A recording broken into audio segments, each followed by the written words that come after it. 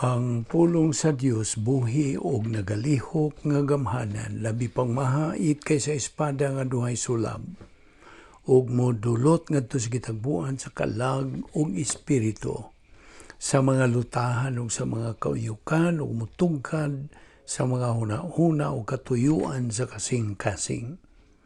Ang tibuok nga kasulatan gipaginhawa sa Dios ug may kapuslanan alang sa pagpanudlo, alang sa pagpamadlong, alang sa pagpanulid, ug alang sa pagmatuto sa pagkamatarong aron ang tao sa Dios mamahingpit masinangkapan alang sa tanang maayong buluhaton.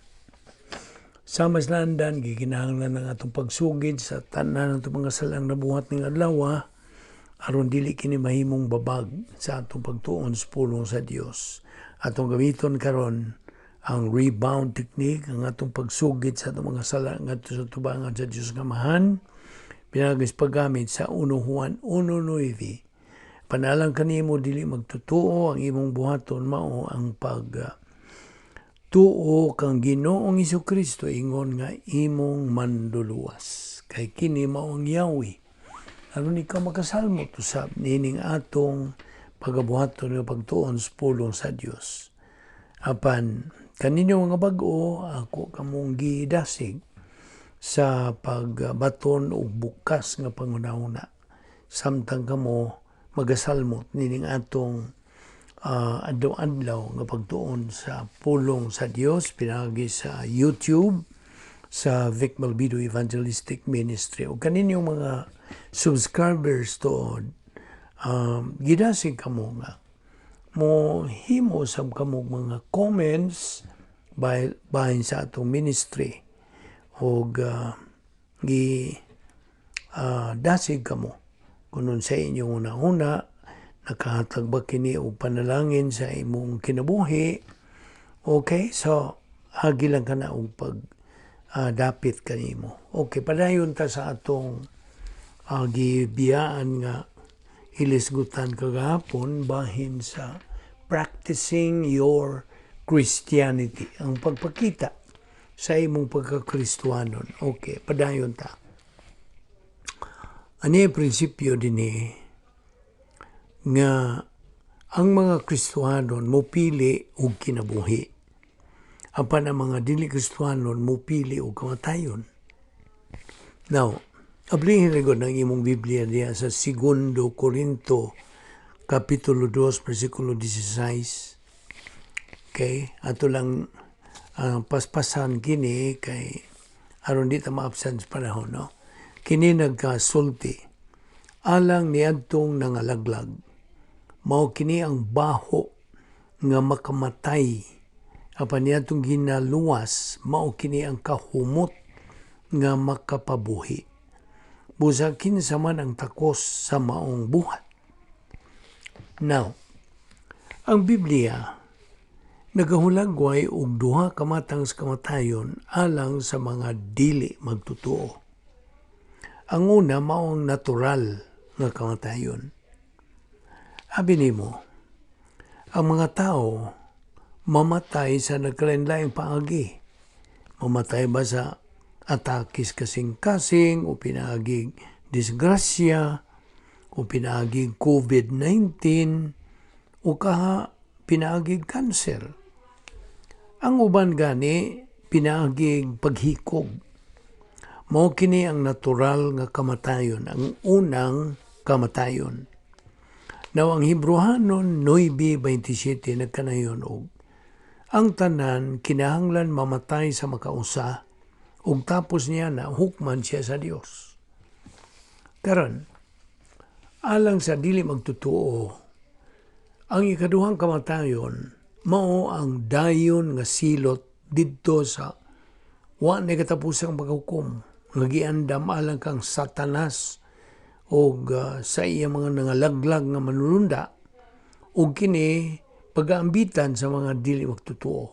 Pinadayag 20:10, Mateo 25:41. Ang Biblia nagkanayon nga ang mga dili magtutuo mamatay ni ini ikaduhang kamatayon human kini sila pagahukman ni Ginoong Kristo didto sa dakong puting trono, Great White Throne Judgment. Dinhi usab pagagubon ang kamatayon. Bungkagon ang kamatayon ug mao nga imposible pagkamatay sa kalag sa dili magtotoo o pagtapos sa iyang pagantos. Pinadayag 20, 11 ngatos 15. Sa wa na'y paglaom nga mamatay pa, ang dili magtotoo mo tubang na og way katapusang pagkasunog. Ug wa na'y pag-iskapo gikan sa maong makalilisa nga kahimtang. Labihan kini sa pagkangilngig. Uban sa makalilisa nga pagsinati niini sa hangtod, ang dili magtotoo sa maong kahimtang, wa na'y pagkaikyas gikan niini ug dili na gyud siya makaiskapo pa gikan niini ug kana sa hangtod na. No timan ni nga ang mga dili magtotoo may agom nining maong kasakitan gumikan kay ila man gisalikway. Wa man nila dawata ang kalwasan ug kapasayloan nga gitanyag ngadto kanila ni Ginoong Jesucristo. Kining mao nga dayon ng kasakitan, gitawag kini og ikaduhang kamatayon. Sanglit, wala may paglaom nga maluwas pa kini sila. Bisan gani pinagig physical nga kamatayon. Ikawalong punto. Sa higayon sa pagkaluwas sa tao, ang Dios Espiritu Santo mohimo og tawhanong espiritu ngadtos magtotoo. Iya bang gamon kini, himuon niya kining tawhanong espiritu, human spirit. Karong adlaw, nagkikukabildo katingalis sa katao, kinsa buhay pisikal apan patay espiritual. Mao na imong gibuhat sa matag higayon, makiistorya kag dili magtotoo. Tingali, mao to higayon nga naluwas ka sa dihang may tao nga gikasugilon mo sa kalit miingon kanimo dong. Nibaw ko magpatay ka. Nakugang gyud ko sa iyang giingon ako. Umidayon ko ingon niya. Di man in taon ko patay. Giingnan ko siya, buhi man ko. Tanawa ko. Unod ko og dugo, di ba? Ug miingon siya, no, patay lagi ka. Patay ka espiritual. Tinuod, mga patay kita espiritual. Sa higayon sa atong pagtuo kang Ginoong Jesucristo, ingon nga manluluwas. Mupuno diha kanato ang Espiritu Santo ug mupabuhi sa atong patay nga tawhanong espiritu. Ang Biblia nakanayon bahin niini. Bisan gani nga kaniadto patay na kita sa espiritu tungod sa atong pagkadautan. Gibanhaw kita niya uban kang Kristo. Naluwas kamo tungod sa grasya sa Dios. Now diha usab sa Juan 3. Ang Dios nagasaysay kanato mahitungod ni Nicodemo. Kinsa usa sa mga bantugang pangu sa mga Hudiyo sa iyang panahon. Now, kadto sa Nicodemo, mapasigarbuhon sa iyang kaugalingon, tungod kay mainampoon pag-ayo siya. Tiyaw mo'y labihan kadaghang higayon siya nag-ampo sa unsa ka adlaw. Diniyos gyud niyang gitun-an ang balang kasulatan sa daang pagigisaad. Gituman gyud niya ang tanang mga tulumanon o mga ritual sa makuti. Nagatuo siya nga sanglit matarong man gyud siya sa tininuod, wala siya kinahanglag manluluwas. Apan ibutang tag tinuod kana, wala gyud siya alamag kung kinsa gyud tuod si Ginoong Jesucristo. Wala. Wala siya nahimuan kinsa kining tawhana nga nagahimog mga milagro. Wala. Naglibog gyud kini si Nicodemo ug mga hinungdan nga buot kini siya makikita kang Hesus aron sa pagpakisayod. Ug diha sa Juan 3:2 kini na kanayon.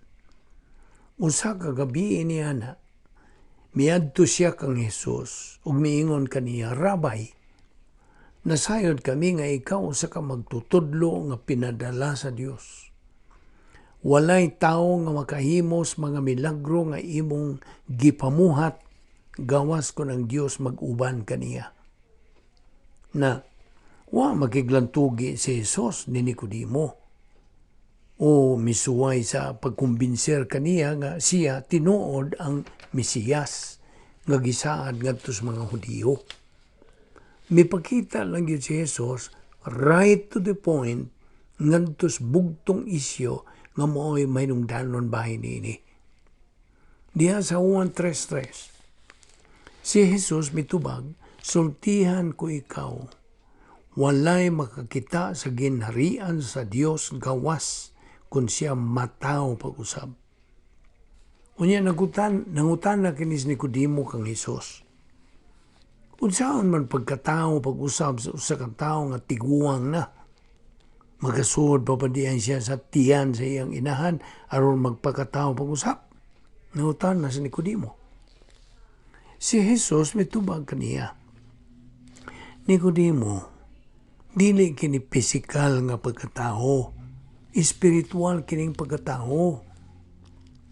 Now, kinis Nicodemo, malagmit naguna kini siyang manggialamong pangu sa mga Hudiyo apan imo tingaling na alinggatan nga diha pagyud siya pagkalibog bahin ini.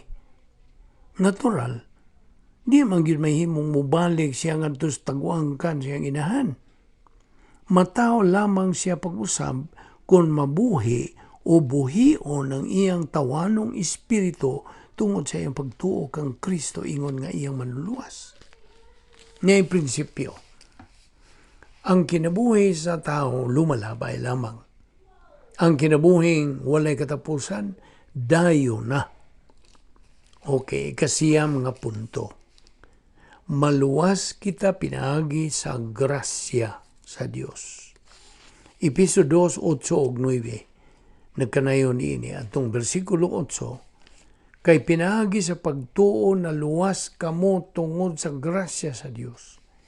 Dili kini inyong buhat kundi gasa sa Dios. Bersikulo 9, busa walay makapasigarbo niini sanglit dili man kini bunga sa inyong paningkamot. Now mangutana ko kanimo niini. Nasinati ba nimo kining pulong nga grasya diha sa Biblia? Ang Grigong pulong charis, C-H-A-R-I-S, charis, nagkahulugan ini. Wala kita'y mabuhat o mahimo aron makaangkon o kalwasan.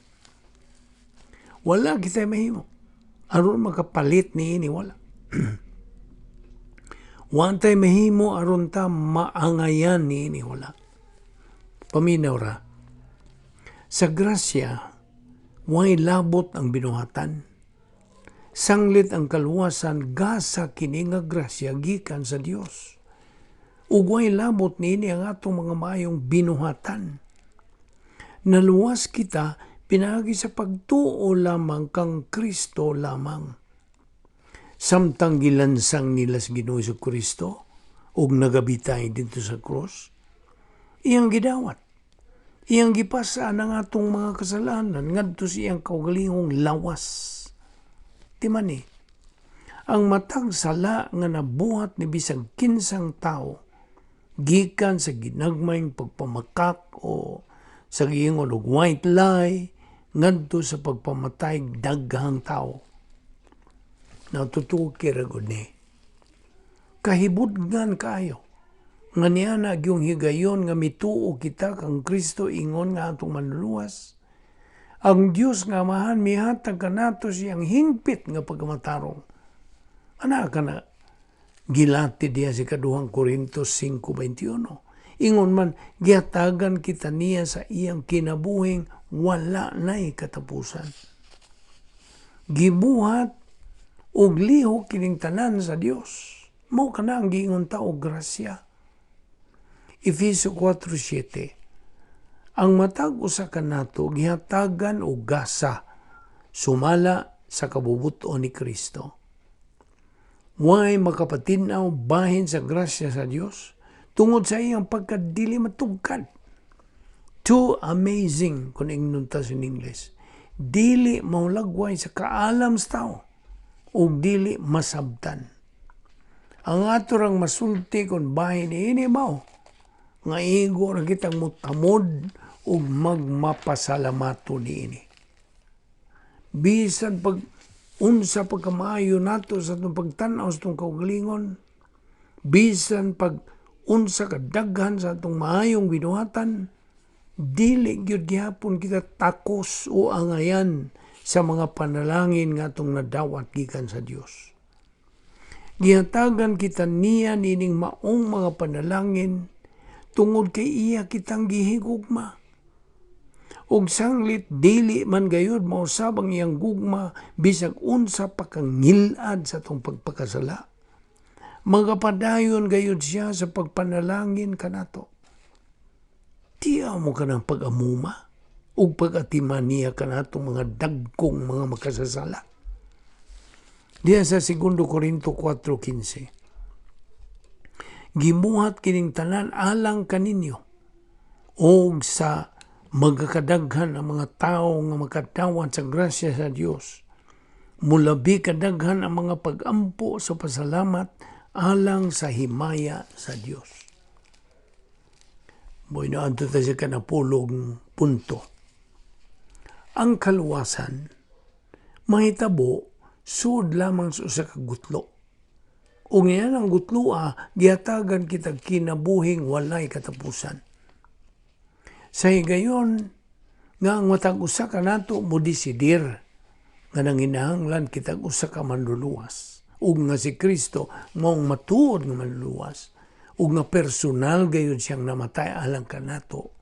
Ni anang maong higayon sa atong pagtuo, atong gidawat si Kristo ingon nga personal ta nga manluluwas. Nahitabo ang kaluwasan sud lamang sa usa ka segundo. Sa diha-diha, sa higayon sa atong pagtuo. Now, tingali mo tanang anong ingon man niya na kapaspas. Tungod kay nahumalog na tuman naman ni Ginoong Jesucristo ang iyang tanang bulaton sa kaluwasan dito ibabaw sa krus. Kuan na bisag gamay pang nahibilin o nakuwang nga bulaton, gawas sa atong pagtuo. Sa higayon sa atong pagtuo, puniton dayon kita sa Espiritu Santo ug ibutang kita diha-diha sa atong pagkadugtong pagkahiusa kang Ginoong Jesucristo pinaagi sa pagbautismo kanato sa Espiritu Santo. Ang atong relasyon ngadto sa Dios nahibalik niya nang gutluwa ug paminaw. Niya nang bugtong ug yano nga segundo sa atong pagtuo. Gibalhin dayon kita gikan sa espiritual nga pagkamatay ngadto na sa kinabuhing wala nay katapusan.